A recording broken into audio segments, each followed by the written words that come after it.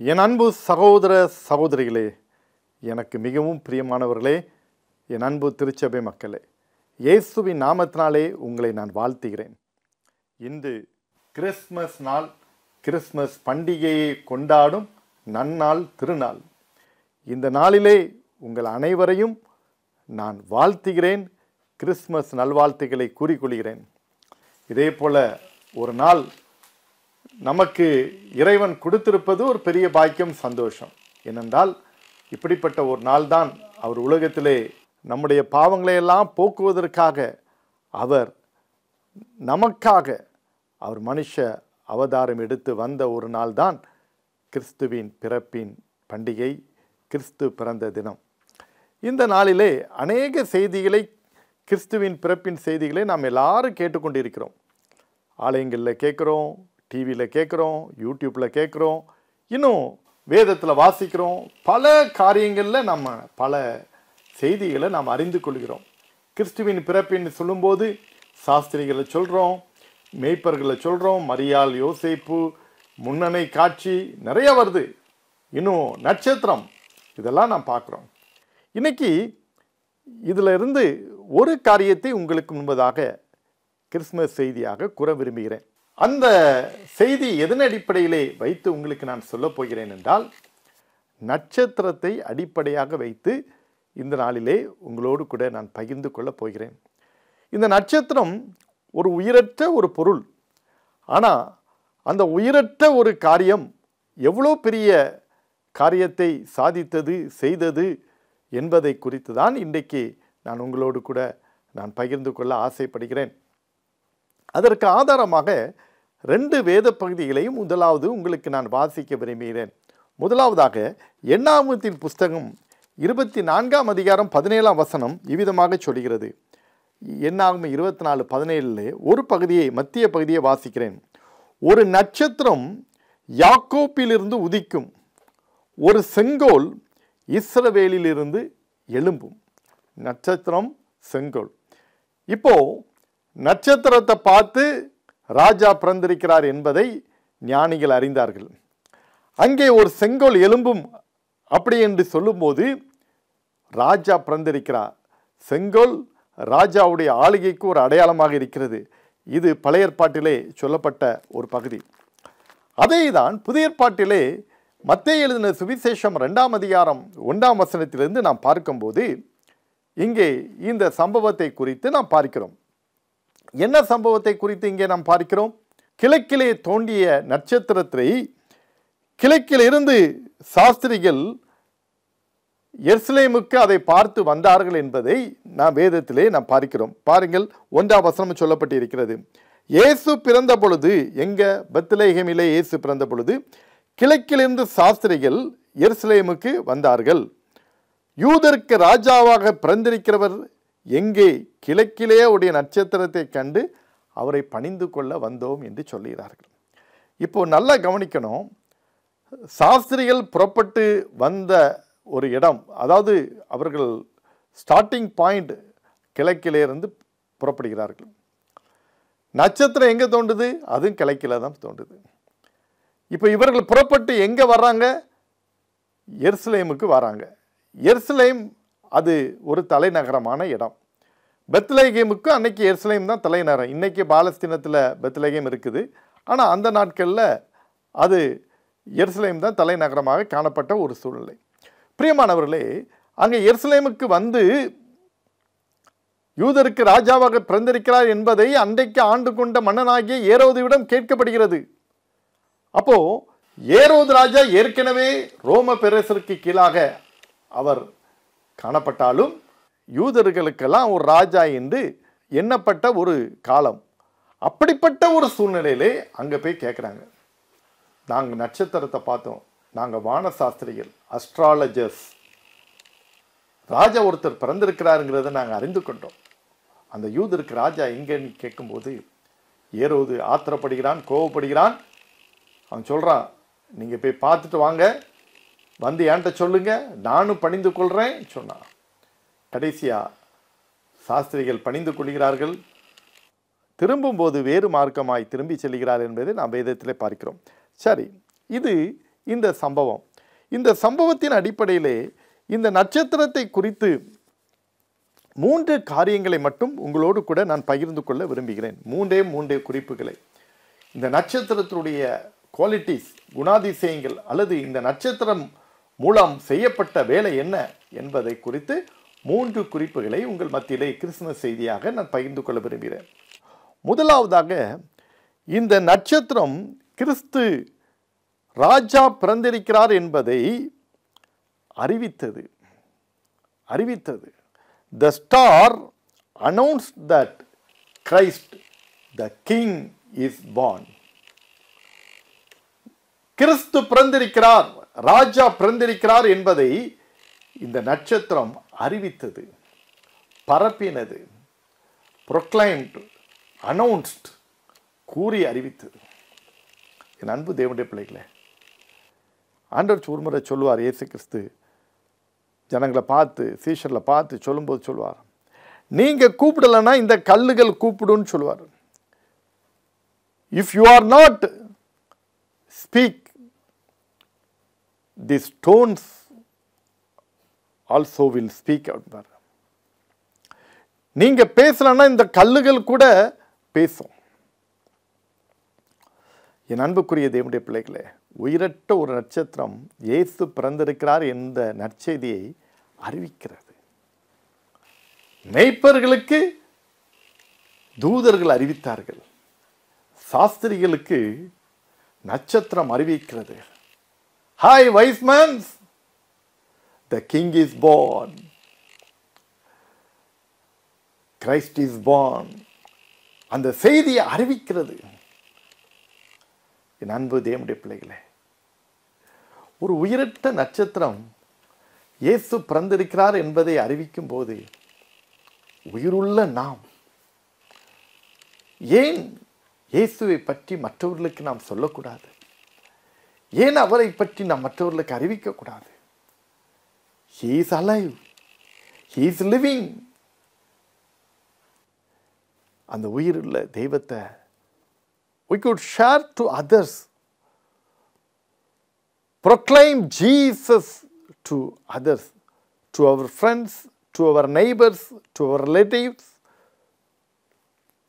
என் அன்புக்குரிய தேவனுடைய பிள்ளைகளே, இதுதான் கர்த்தர் நமக்கு கொடுக்கிற முதல் ஒரு குறிப்பு. இந்த கிறிஸ்துமஸ் தினத்தன்று இயேசு பிறந்திருக்கிறார், அவர் உயிருள்ள தெய்வம் என்பதை மற்றவர்களுக்கு அறிவியுங்கள், மற்றவர்களுக்கு கூறுங்கள், மற்றவர்களுக்கு பறைசாற்றுங்கள்.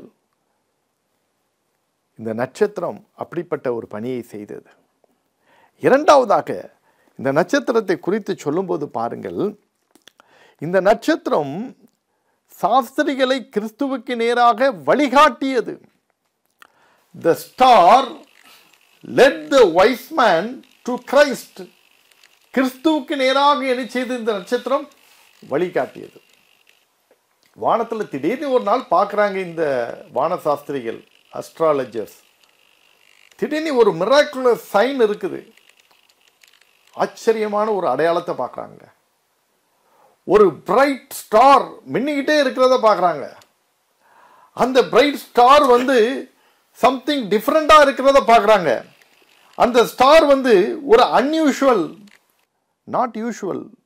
அவங்களுக்கு தெரியும் யூஷுவலாக தோன்ற ஸ்டார் எது, அன்யூஷுவலாக தோன்றது அப்படின்ட்டு.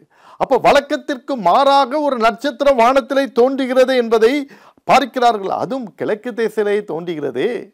அப்போ அந்த கிழக்கு திசை ஒருவேளை அவர்கள் பக்கமாய் இருக்கும்போது, அது ஈஸ்ட் என்று சொல்லும்போது அது பாலஸ்தீன் பகுதியை குறிக்கிறது.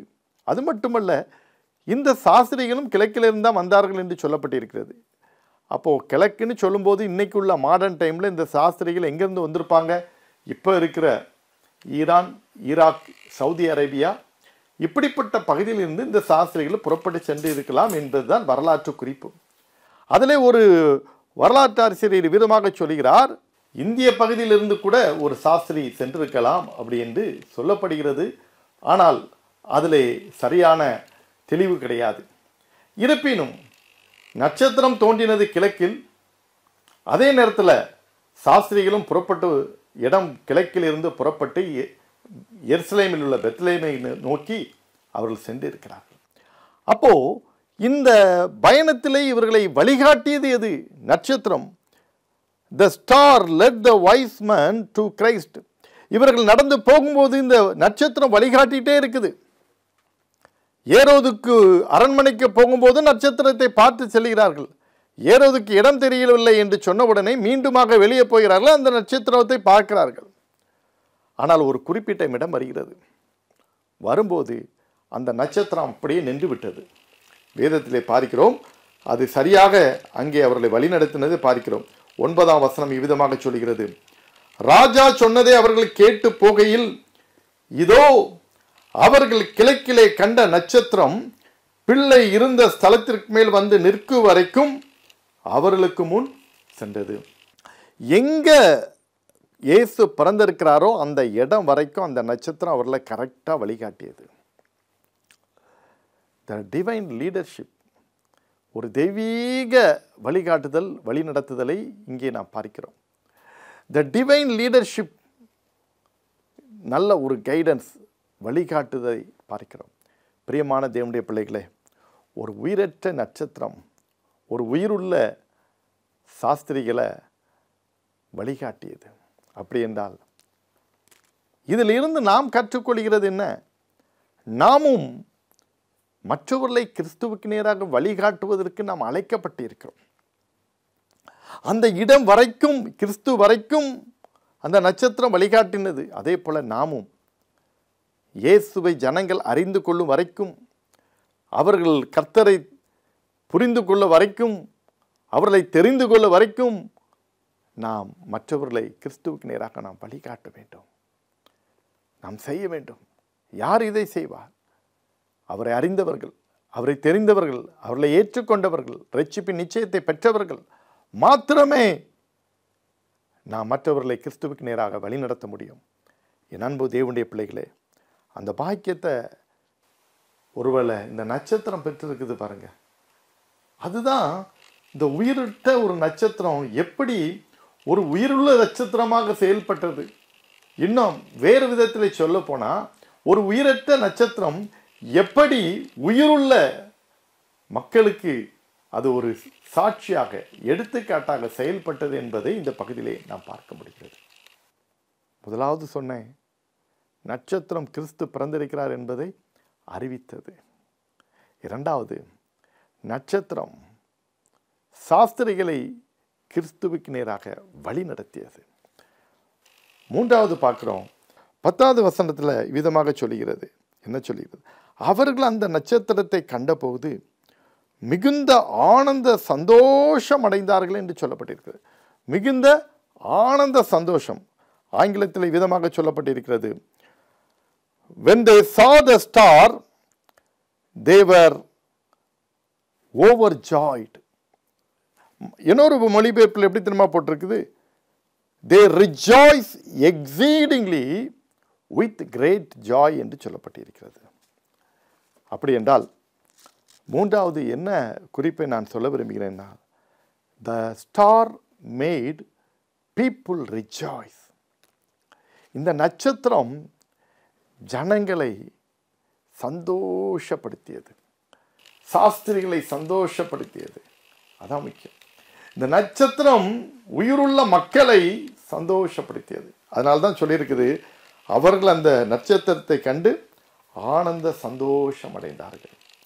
என் அன்புக்குரிய தேவனுடைய பிள்ளைகளே, இந்த 3 குறிப்புகளை இன்றைக்கு கிறிஸ்துமஸ் செய்தியாக உங்கள் மத்தியிலே நான் பகிர்ந்து கொள்கிறேன்.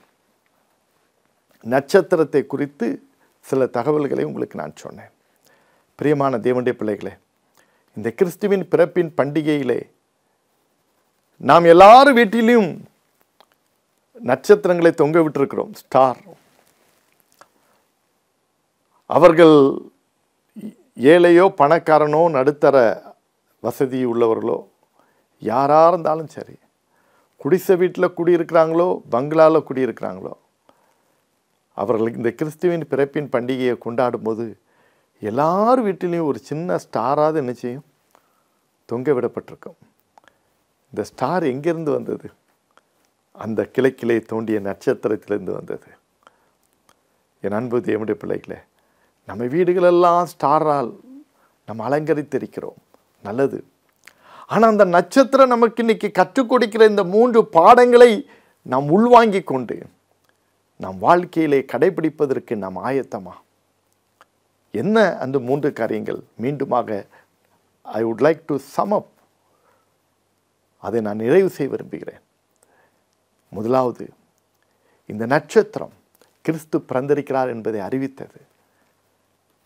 அதே போல என் அன்பு தேவனுடைய பிள்ளைகளே, நீங்களும் இயேசுவை பற்றி மற்றவர்களுக்கு சொல்லுவதற்கு, அறிவிப்பதற்கு ஆயத்தமா? Are you ready to proclaim the good news to others? Are you ready to announce Jesus to others? இரண்டாவதாக, இந்த நட்சத்திரம் சாஸ்திரிகளை வழிகாட்டியது. The star led the wise man to Christ. கிறிஸ்துவுக்கு நேராக வழிநடத்தியது. நீங்க அழிந்து போகிற ஆத்துமாக்கள், தேவனை தெரியாதவர்களை அவருக்கு நேராக வழி நடத்துவதற்கு உங்களை ஒப்பு கொடுப்பீர்களா? மூன்றாவதாக,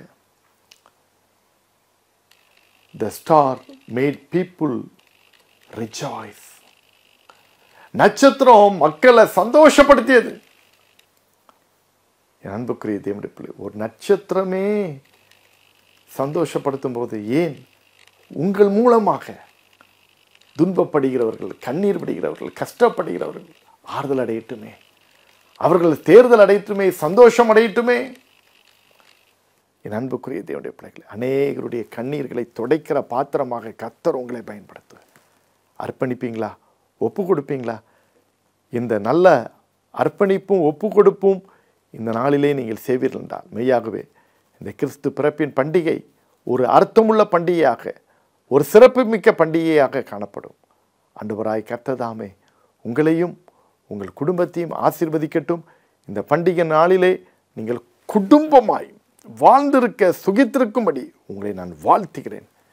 கிறிஸ்துவின் பிறப்பின் பண்டிகை உங்கள் வீட்டில் உள்ள அனைவருக்கும் ஒரு ஆசீர்வாதமான ஒரு நாளாக கர்த்தர் உங்களுக்கு அமைத்து கொடுப்பாராக. நாம் ஜெபிப்போமா? அன்பு நிறைந்த இயேசு சாமி, உம்மை நன்றியோடு துதிக்கிறோம், ஸ்தோத்திரிக்கிறோம். இந்த கிறிஸ்து பிறப்பின் பண்டிகை நாளிலே நீர் எங்களுக்கு கற்றுக் கொடுத்த நல்ல செய்திக்காக உமக்கு ஸ்தோத்திரம்.